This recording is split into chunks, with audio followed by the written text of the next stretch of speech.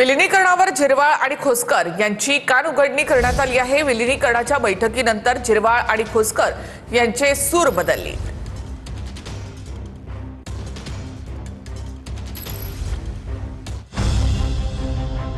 विलिनीकरणाच्या बाबतीत वक्तव्य करणारे झिरवाळ आणि खोसकर दोघांचेही सूर वरिष्ठांच्या बैठकीनंतर बदलले।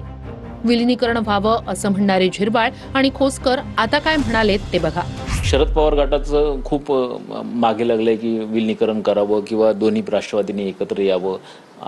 तर अशा परिस्थितीत काय आता तरी मला नाही वाटत का पवार साहेबांच्या गटाकडून विलिनीकरणाची कुठं फार चर्चा आहे असं, आणि इकडून तर अजिबातच नाहीये, त्याच्यामुळं त्याचा विषय येत नाही। तो विलिनीकरणाचा मुद्दा तुम्ही सर्वप्रथम मांडलेला होता, त्यानंतर अनेक आहेत ते प्रतिक्रिया ह्या ठिकाणी उमटू लागल्या। अनेक आमदार आहेत त्यांना देखील असं वाटतं, असं देखील तुम्ही म्हटलेलं होते आणि सांगितलं की ते कुटुंबाचा प्रश्न आहे, कुटुंबाचा विषय येतो, ते ठरवतील। आपण कोणी बोलणं बरं नाही, आपण बोलणं बरं नाही, त्यांचा कुटुंबातला प्रश्न ते निर्णय घेतील असं फक्त सांगितलं बाकी काही। दरम्यान कालच्या बैठकीत विलिनीकरणाची चर्चा झाली नाही असं सुनील तटकरे यांनी म्हटलंय। विलिनीकरणाबाबत काही चर्चा झाली नाही, तो विषयाचा अजेंडा त्या ठिकाणी नव्हता।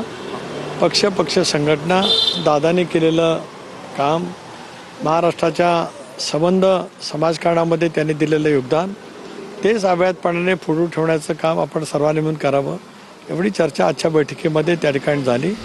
दुसरीकडे सुप्रिया सुळे यांनीही माझा भाऊ राहिला नाही, दादांचे निर्णय दादांसोबत गेले असं म्हटलंय।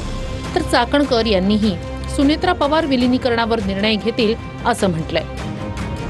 माझा भाऊच राहिला नाही, आता दादाच नाही राहिला, क्या मायने रखता है। त्याचं दुःख, दादांनी घेतलेले निर्णय, दादाची स्वप्न दादाबरोबरच गेली।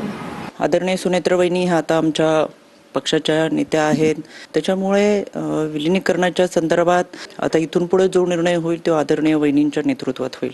त्याच्यामध्ये वहिनींच्या नेतृत्वामध्ये आमचे पक्षश्रेष्ठी या संदर्भात निर्णय घेतील।